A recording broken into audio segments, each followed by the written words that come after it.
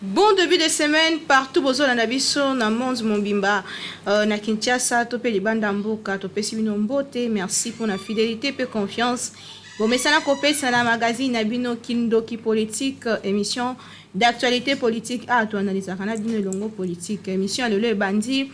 kasi na kopé ça bino quelques sujets d'actualité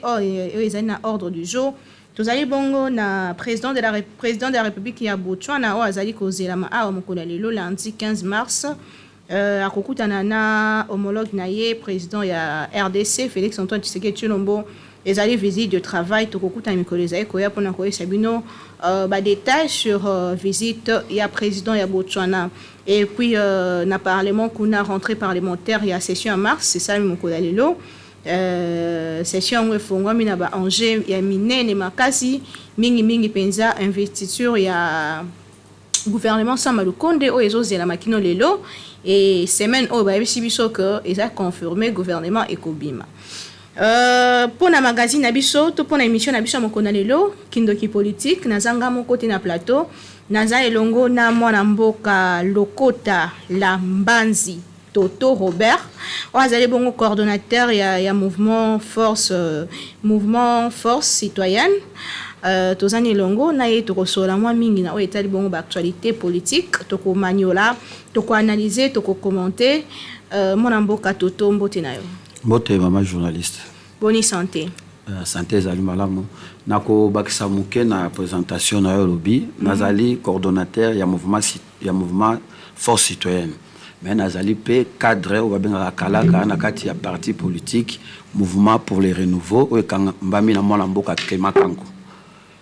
de surcroît nazali cadre ya union sacrée parce que MR ezali na kati ya union sacrée donc nazali pe cadre ya union sacrée tozali ko soutenir toutes les actions ya mokonza mboka Félix Antoine Tshisekedi on a quoi ko bakisa na ya mboto kota na actualité politique o ezo dominer ko ko betela bana mboka o etali bongo parcours politique nao.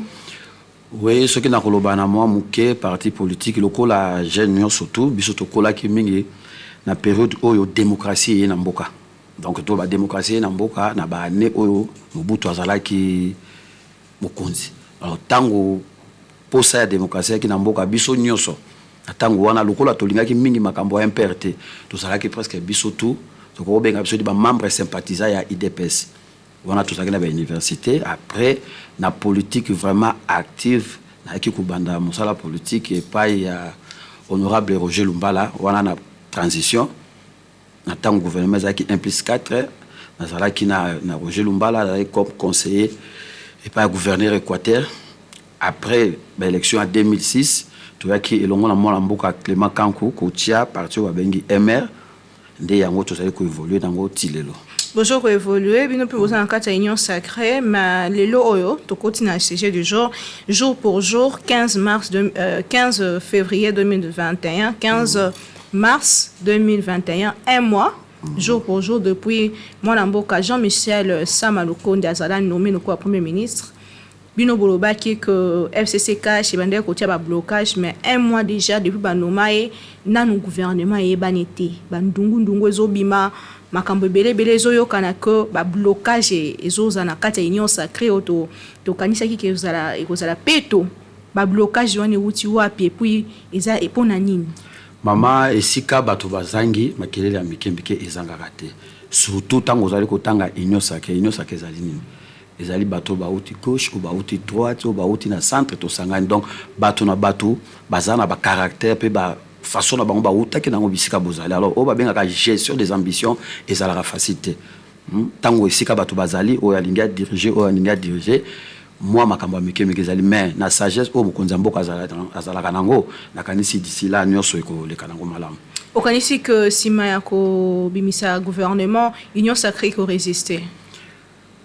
et qu'on résister parce que na kati ya union sacrée biso nanu o tozali to sangani pona mutu moko to sangani poto soutenir pona ekolo te pona mutu te ekolo ba pesa kingu ya na mutu moko a diriger biso o to bengi Félix Antoine Tshisekedi yende apesa ka bana mboka ba idée na ye pendant la campagne que na ko sala donc si ma makanisi nende to sangana ekolo ezali monene mais si ma makanisi ya Papa Félix Antoine Tshisekedi ndebiso nyoso to sangana tangu pe to ye na union sacrée to ye poto tia ye maboko po akoko kokisa oyo nyoso ala kaka ba imboka la campagne donc oya komona ki aza satisfait te toyebi te ntango bagiraka bambiso na yebi yo banungunungu ezangaka te mama ntango tozobatana union sacrée tozalaka po fo tozala eza na bato mosusu eske vraiment na peuple ntango bazomona bango na union sacrée na balingi bango mais ezali kaka ke lokola ba IFCC na lobi natangi moto te mais eza na bilongi mosusu aza na union sacrée na peuple ye moko ayebi te bato te mais lokola mokonzi mboka aza moto akimia arbitre bino nyonso boya yango wana tokojuge bango nsima tokoyeba ke eske babongoli makanisi na bango o bazalaki nango ou bien batikali kaka na yango peuple akomona to rappeler que dernièrement peu mon mboka Augustin Matata Ponyo alongwe peut perdre bon tozozela que peut-être ça a perdu des jeunes na union sacrée ni union sacrée to na mutuna ni netinda ki batu ndeti bino par exemple na MR point et ni netinda bino beaucoup ta union sacrée ça qui ni attirer que mouvement pour les renouveau depuis Salima na tango ya président Kabila tozala ki parti ya opposition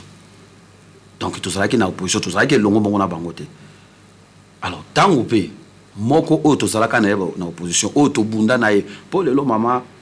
bato tango musu ba ebité pour lelo alternance ça manamboka il y a les gens qui ont versé de leur sang au pour makambo et Salima alors tango to moni que te moi na mboko azu pouvoir tozala ki na une opposition liboso tango wa bandi bato asangana kina bango tibiso lingaki bango te tozaki na likamona yete mais tozaki likamona na bato ya sangana kina bango na gouvernement ilu kamba mais si bato on peut passer na kata tete mokonza mboka sa lobaki yango il y a divorce total Lambert Mende bango nyonso ba Lambert Mende aye kuna pa na ndenge ya FCC non il faut to landa makambo de zalaki liboso tango ilu kamba zalaki ezalaki alliance FCC cash mais mokonza mboka lobaki yango déjà avec mariage wana Cécile donc tant bakomi koya na makambo susu yango to lobi tokotala bango soki ba memi makambo na bango oyo to boyaki ou bien ba ye na makambo oyo ya sika biso lokola to mona ete mubato to bandai ko boya bango tango bango bakei yango to ko sangana mokonza mboka poto kokisa makambo oyo biso na bango to bandai ko bundela bino pe boze la poste na bino ba salaka politique pona poste te yango mama na bosana ki tosi to kotaki mingi liboso to banda ngaki na sengata quelques secondes ou bien ba minute ya silence pona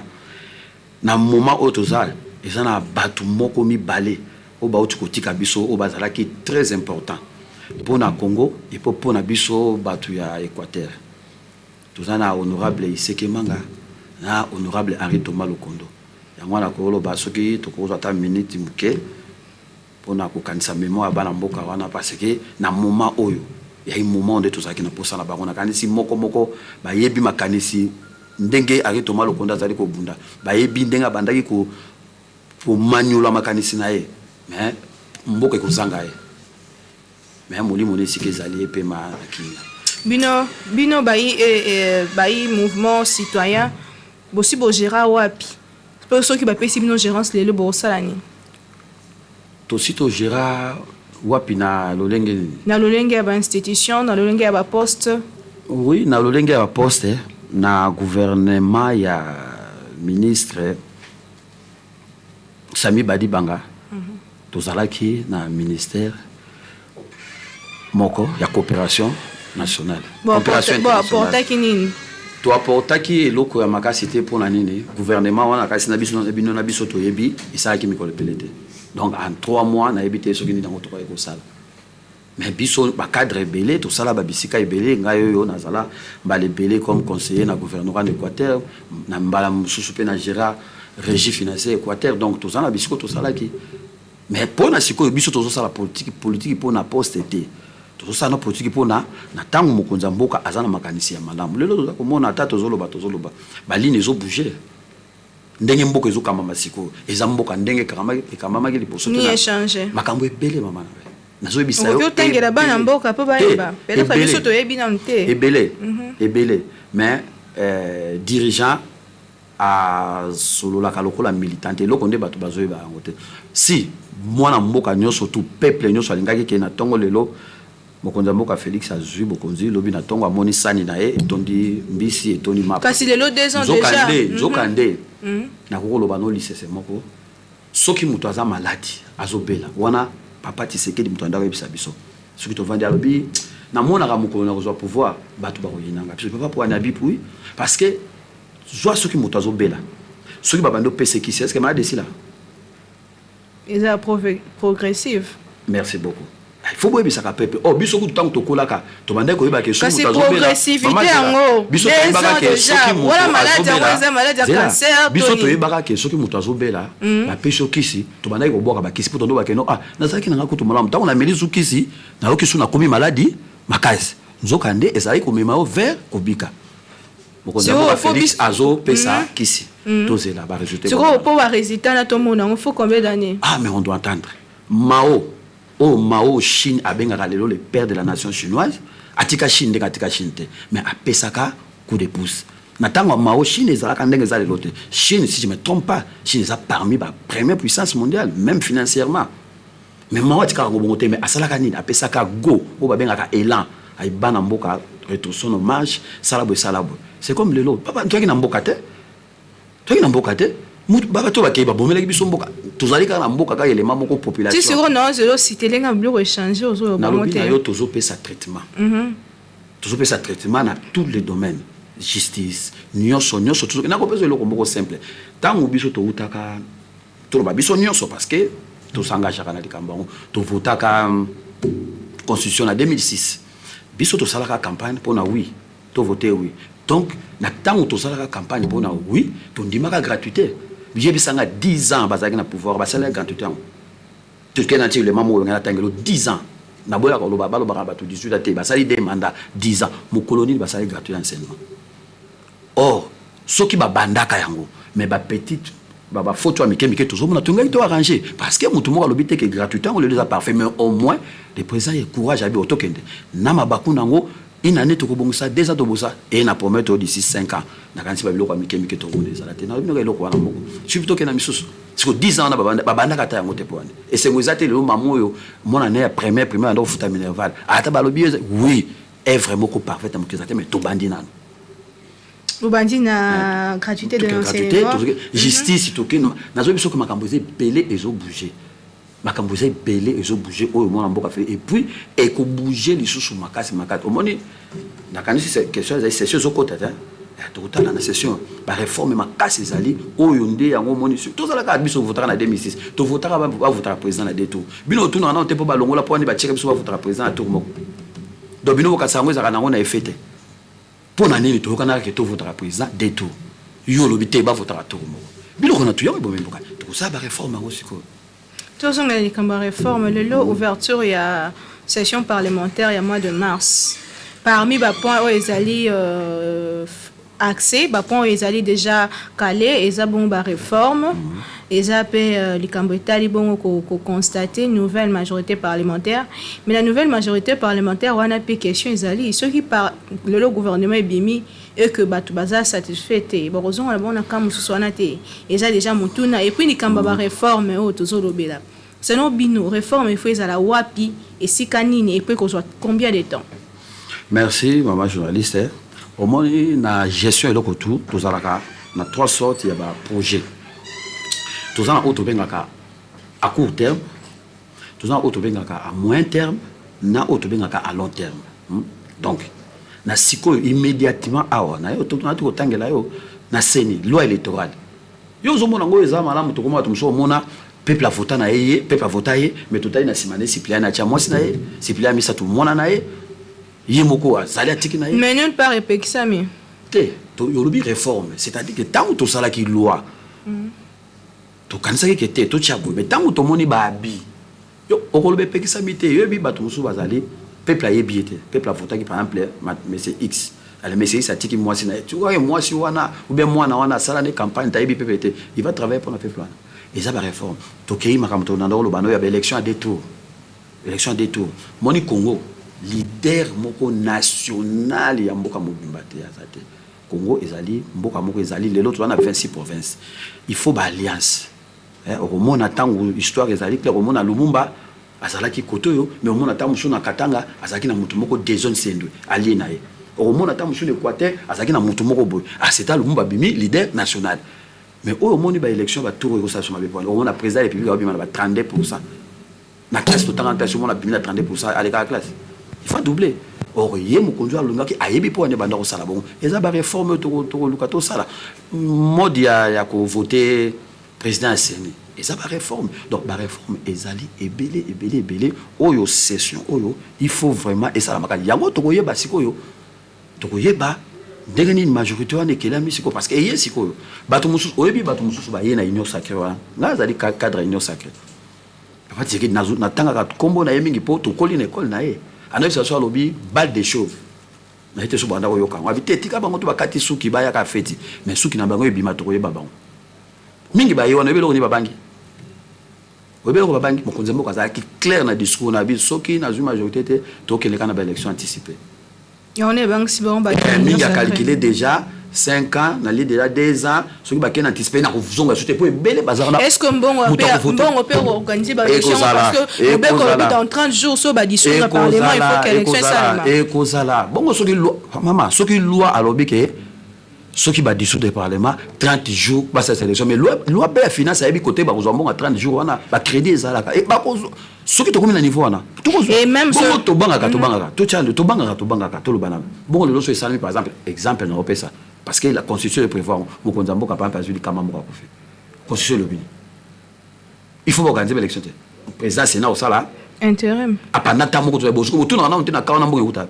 et que ça n'est ce que uta boto ba parce que ti kongo ko sukaka to ko zalaka tango sumu ko muté mokonzi mboka ko fina kata manda mbongo ngaki bima mingi omoni ba kati ngambo ibale ba bangi ndatale ke na tika na 3 ans na mi bomba ta 3 ans on a zo tambo est-ce que ça pour nous sunga binoté parce qu'en réalité ça mutuna so qui peut ba kati so qui peut lelo babi que to une élection est-ce que vous êtes sûr que bino ba il y a eu deux pes ba allié na bino bon pesa président de la République majorité na ndenga solo nazali cadre IDPST pour na lobana ko na bango mais nazo ebisa pour les maman journaliste au moni élection de ça qui na Congo bako na sikoyo bako bandela mwata 100 fois président Félix Okanyila na lobana kam na ngambu ya ba législative oui majorité européenne ça est beaucoup mais d'abord bango moko pour tonga ko lobali kamwa te pour la loi ya pays ba distinction et belé ba vota bango wana ya FCC na vota bango nous on a bâti campagne à l'intérieur mais na vota bango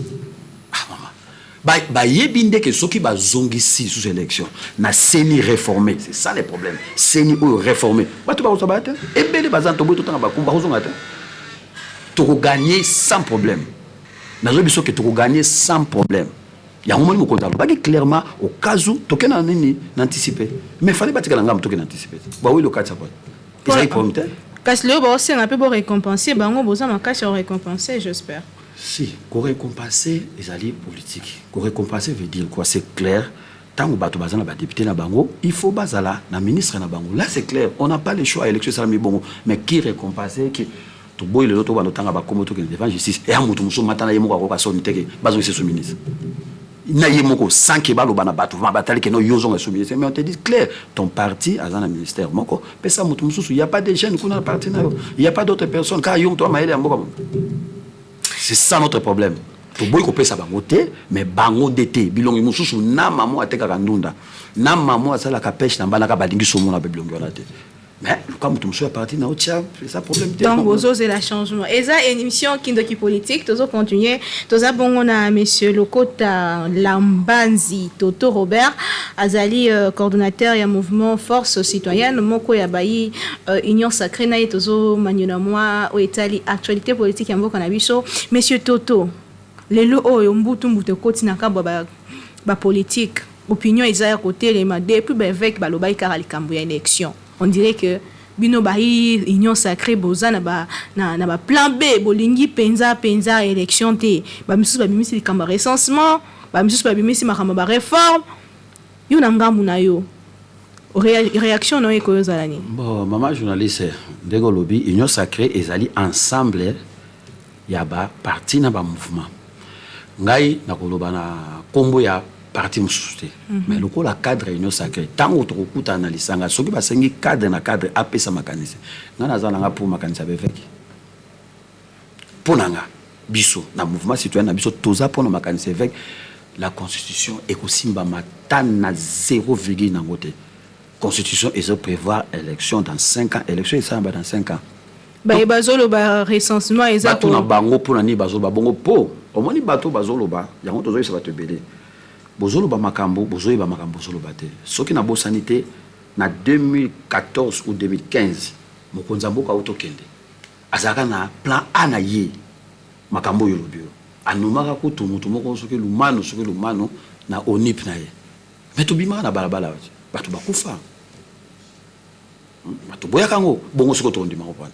et puis ngana zo mona te IDPS nani président Lobaki président Jean-Marc Kamboul habitoza pré élection même siko et puis mokonzi mboka botiko ko sele makambo tango banda ko Lobaki au cas où na za majorité to kena élection anticipée ngeza na recensement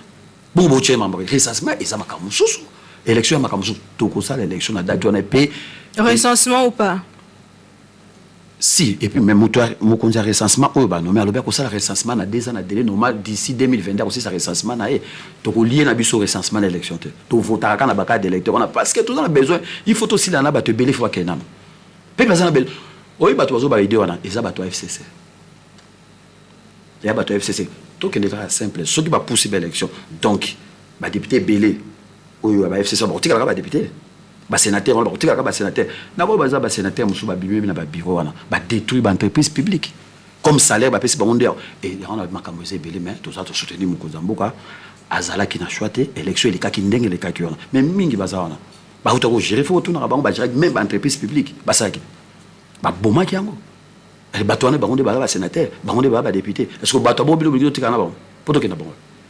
ngako to soki sengela ki ngai po mokonzi mboka azali kolo ba pesa ka conseil te mais soki sengaka tunenga na bana président même dans 3 mois à l'élection anticipée ba ke non bango surtout ozwa bato asika na ideno malamu tout kumba mboka kito na bato to kumba mboka te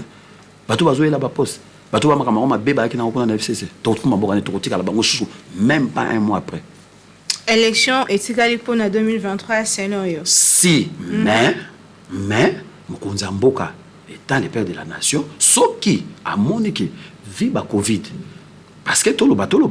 si les plans financiers Covid oyo et salike maximisation ba recette makambo belé bouger ce qui mokonzi mboka là on a lobby allié on a recensement mais ce qui a moni parce que nous tous dans le monde a que Covid et bouger même économie l'état zala qui a devoir bomba chaque année moi bon pas pour organiser l'élection ce qui siko dans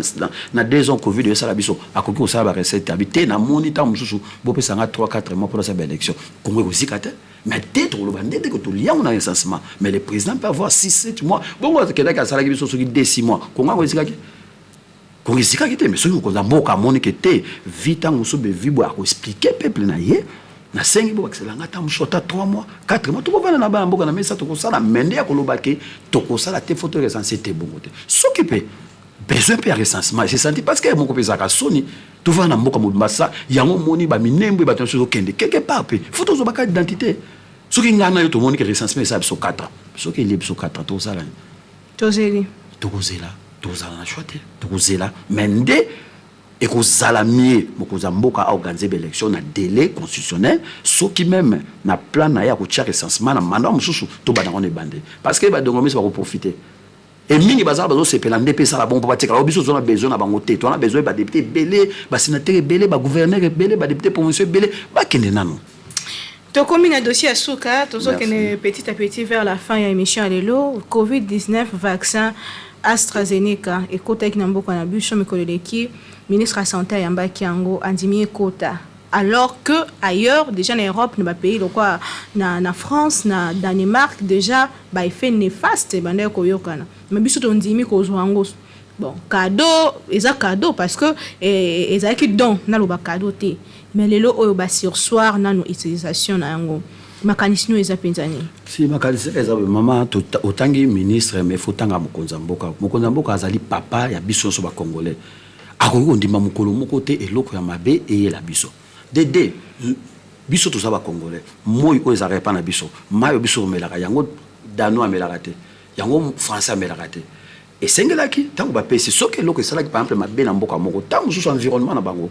esengelaki biso mpe toza na bainstitution na biso ntango baye bamoni yango baboyi mais bakoki koboya te te biso toboyi mpo France aboyi te toza pays responsable tozwaki nanu yango mais ntango ekomi na est-ce que boétudiaki yango sur le plan scientifique non yango nalobi bato oyo babimisaki nde baétudiaki et ntango bapesi chaque pays akozala mpe na organe na ye oyo akoétudie alors biso tokoki kozwa décision organe par exemple ya Danemark te mpo aboyaki yango te ya biso mpe ntango bazwa yango kasi yango ntango baétudie bamonike mabe baboyi te